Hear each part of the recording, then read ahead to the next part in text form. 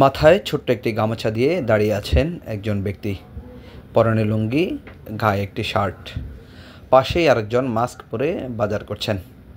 একটু নিচে তাকালে দেখবেন একটি টুকরি, সেখানে রয়েছে বিভিন্ন ধরনের সবজি ও কাঁচা বাজার। এই বাজারগুলোই কিছুক্ষণের মধ্যে মাথায় তুলে নিয়ে যাবেন এই ব্যক্তি। দেখতে পাচ্ছেন মাথায় তুলে ইতিমধ্যেই তিনি কিন্তু হাঁটা ধরেছেন বাজারের বাইরে।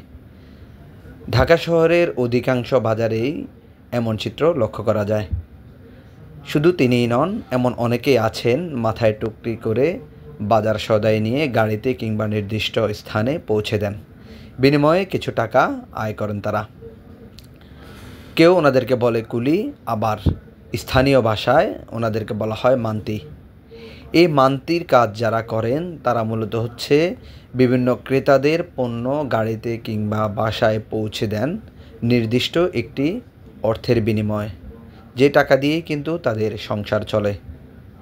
এখন এই মান্তি নাম কবে, কোথা থেকে, কিভাবে এলো সেটি জানার বিষয়।